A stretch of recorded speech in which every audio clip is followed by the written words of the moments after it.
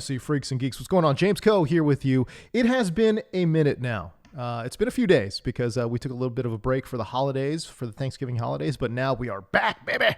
We are back. We're getting you ready for the fantasy football playoffs. Of course, we got to get you ready here for the waiver wire as well. But before that, can I just say, there needs to be some kind of national mandate to make Week 14 buys illegal.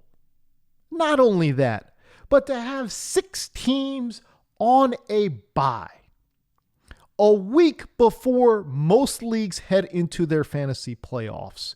That is straight up garbage. That is criminal. That is trash. We need a damn executive order, because I swear to God, man, this is complete BS.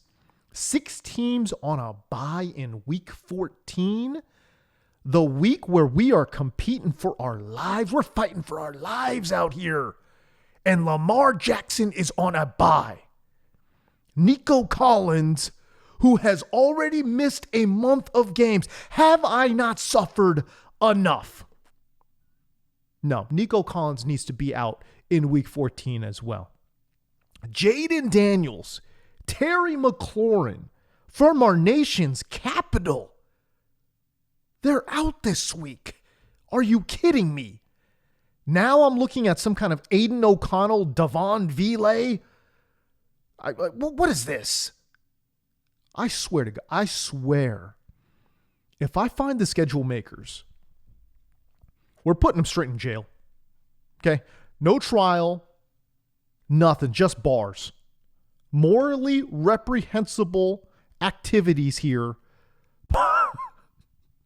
by the schedule makers. You have to be freaking kidding me. What is going on? 6 teams on a bye in week 14? This is straight up illegal. This is criminal. I can't believe we're here. Anyways, let's talk about the damn waiver wire, all right? Obviously, the lead guy is Isaac Arendo. And by the way, if you want to get my FAAB budget recommendations, go to the website, sleeperkingfootball.com. But look, at this point, you might as well empty the wallet, right? I mean, again, a week before the fantasy playoff, for most, it's do or die time right now. And obviously, if you're living under a rock, let me fill you in why you need to add Isaac Arendo. CMC, Christian McCaffrey, he's on IR, potentially career-altering PCL injury, a knee injury for CMC. And I know, don't lie now, I know all my Jordan Mason peeps were doing silent fist pumps this morning when they found out CMC was going on the IR. Don't lie. Do not lie to me. Don't lie to the Sleeper King. Okay? You Jordan Mason sickos.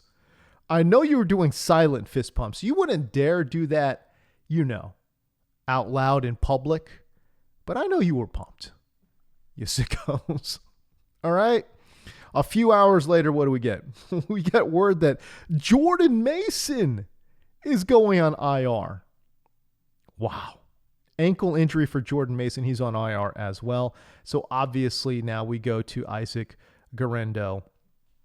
As a matter of fact, shoot, that loss in Buffalo, is that the most damaging loss in San Francisco history? I mean, shoot, not only do you get embarrassed in that game, they looked awful. I mean, it was Keystone Cops out there, man. Cue up the Benny Hill music. It was ridiculous. San Francisco looked ridiculous out there trying to play in the snow. It was outrageous, dude. Okay? But not only that, I mean, a literal handful of very key contributors to this football team went on IR immediately after the snow game in Buffalo. Crazy stuff. Maybe the most damaging loss in San Francisco history. I don't know. I'm not a Niners historian, but shoot, it's got to be. It's got to be up there, man. Has to be up there. Anyways, so we like Isaac Arendo. Okay, great. But this is just like when I was saying, hey, if you're going to draft Jordan Mason, you might as well draft or pick up, or somebody might as well pick up Isaac Arendo. So what am I saying? I'm saying you might as well pick up Patrick Taylor. I promise you, ain't nobody looking at Patrick Taylor right now. This guy's been a healthy scratch, inactive practice squad guy all season long, right? But, I mean, again, let's just think about how we got here. CMC gets hurt, his backup Jordan Mason benefits. Jordan Mason gets hurt, his backup Isaac Guerrero benefits. So, what if Isaac Guerrero gets hurt? Who benefits? It's Patrick Taylor. It's Patrick Taylor. And oh, by the way, let's not forget that Guerrero, even though he is an A+++++ athlete, I mean, 220 pounds, ran a 4.33 40, has a 41-inch vertical. Again, not too many humans roaming the earth that can do that at that size. Unbelievable athlete. That being said, God has a funny way of making things even because he also gave Guerrero bad hamstrings. This dude's got a long history of hamstring injuries dating all the way back throughout his entire college career. It's the same hamstring injury that has kept him out, or that did keep him out, most of training camp as well. So, and oh, by the way, it's a double O, by the way. A double O, by the way. Patrick Taylor's not some little scat back. He's not some little jitterbug back here, all right? This dude's a beast too. 6'2", 217 pounds, big boy. He ran a 4.57 at the combine back in 2020. Now, again, 4.57 is not great. But at 217 pounds, it's not bad either, man. That is not bad. That's not bad at all. All right. So Patrick Taylor, who does have a lot of experience with outside zone as well. Again, interesting player. I would definitely give him, I would definitely make an ad of Patrick Taylor, given the hamstring injuries that continue to trail Isaac Guerrero. All right, we go to the wide receiver position here. Let's talk about Adam Thielen, right? He's taken on Philadelphia. And again, if you want that FAAB budget recommendation, go to the website, sleeperkingfootball.com. The Eagles have been much tougher versus outside receivers than they have against slot guys. Right, coming into week 13, Philadelphia had allowed the 11th most fantasy points per game to inside wide receivers. They're coming off of, Adam Thielen is coming off of a very strong 10-target game, good for 8 receptions, 99 yards, and 1 touchdown. It could be argued that it should be 2 touchdowns and 9 receptions and over 100 yards, but neither here nor there. I did think that one in the back of the end zone was a touchdown. But I just want to point to the fact that Thielen and Bryce Young, even going back into last year, they've built a little bit of a chemistry. Now that Bryce Young is playing better, Adam Thielen will certainly come along as well. How about Nick Westbrook-Akine taking on Jacksonville? This run by NWI is absolutely bonkers. It makes absolutely no sense, but here we are. He scored another 2 touchdowns this past week. He's now got 8 touchdowns over his last 8 games. His 8 scores is tied for the 4th most in the NFL. That is insane stuff. Nick Westbrook-Akine. Now, I usually, and most experienced managers, hate to chase the points, but the matchup is nice, though. He's taken on the Jacksonville Jaguars. They've consistently been one of the worst pass defenses in the NFL this year.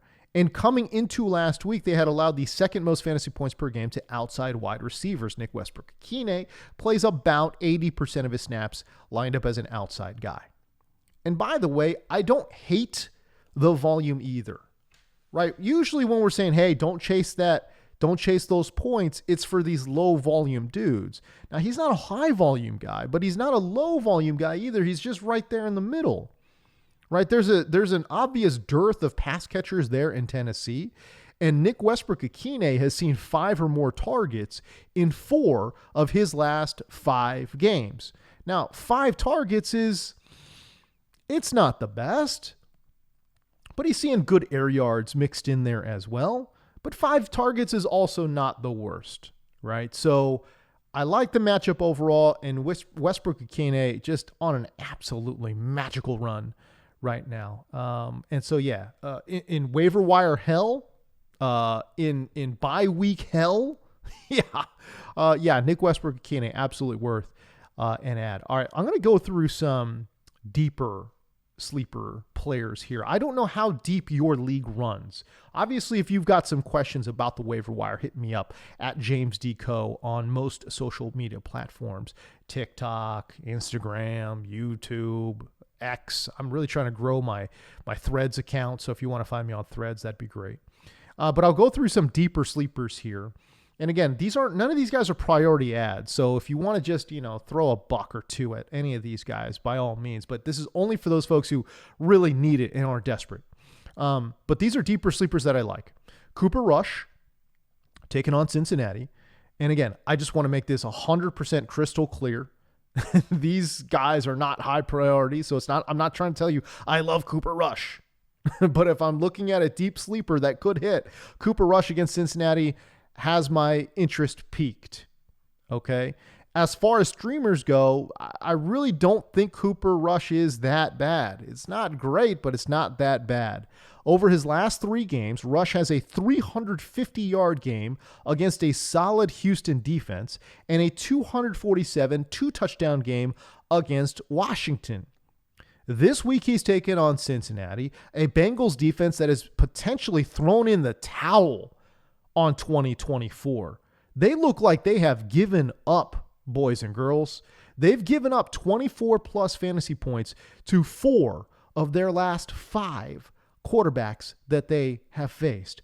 24 plus fantasy points to 4 of the last 5? That's outrageous. Cooper Rush, I'm not saying he's going to get to 24, but golly, if Cooper Rush gave you 18, you'd be stoked. My boys, you'd be stoked. Don't lie. Cooper Rush taking on Cincinnati this week. Aiden O'Connell taking on Tampa Bay. I mean, again, I don't love it, but shoot. You chasing a little bit of upside from a deep sleeper. AOC could be a guy. AOC's coming off of a shockingly good performance. 340 yards, 2 touchdowns. Crazy. Insane. That came out of absolutely nowhere. He's taken on a Tampa team that has been getting absolutely destroyed through the air. 5 of their past 6 quarterbacks have posted an insane 23 or more fantasy points. I mean, again, Cincinnati's thrown in the towel, but Tampa Bay's just no good. They're just no good. 5 of the past 6 quarterbacks they've seen have scored 23 or more fantasy points. What? That's wild. All right, another deep sleeper quarterback, Billy Jeans, a.k.a. Will Levis. I talked about how Jacksonville has consistently had one of the worst pass defenses in the NFL. Hey, listen, by hook or by crook, all right, Will Levis has gotten the job done since returning from injury. He scored exactly 2 touchdowns in 3 of his last 4 games played, and I know it hasn't been pretty. I get it, but he is slinging it. It's arguably a top 2 or 3 matchup on the board. The Jaguars came into week 13 having given up the most fantasy points per game to quarterbacks on the year. All right, 2 more deep sleeper wide receivers, and we'll get the hell out of here. Jalen Nailor against Atlanta. The Falcons coming into week 13 had allowed the 4th most receptions and the 5th most touchdowns to receivers lined up in the slot. Naylor's the primary slot man for Minnesota. And oh, by the way, those numbers I just rattled off, that was before we saw Ladd McConkey chew them up as well. Trey Tucker versus Tampa Bay. I just talked about how Tampa Bay has been giving up a ton of production through the air. Tucker is coming off of back-to-back performances that have been pretty productive. 15.2 and 13.9 PPR points respectively in back-to-back weeks. Now, I know there's going to be some people out there who say, well, hold on now. Trey Tucker? Look, I get it. Look, I understand. Okay. I mean, sure, his week 13 game production came essentially on 1 pass, a 58-yard TD. I understand. I get it. But again, the Bucs have been getting gashed all year long by outside receivers. And shoot, Trey Tucker, while he is a big play merchant, who gives up a lot of big plays? That would be Tampa Bay. So anyways, there you go. Again, these are more deep sleeper type plays for those players or those managers in much deeper leagues that really need the help. And that's what the Sleeper King does, man. We go through there and we look at the deepest of the deep and try to chase a little bit of upside with some of these rando players. Anyways, there you go.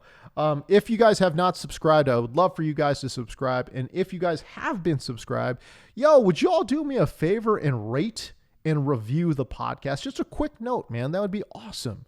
A little 5-star and a quick note, that would mean the world to me. And obviously find me on the various social media platforms as well. Anyways, I got to go. I'll see you guys tomorrow when we talk, of course, about sleepers. But till then, remember, it's never too late to chase your dreams. All right, peace.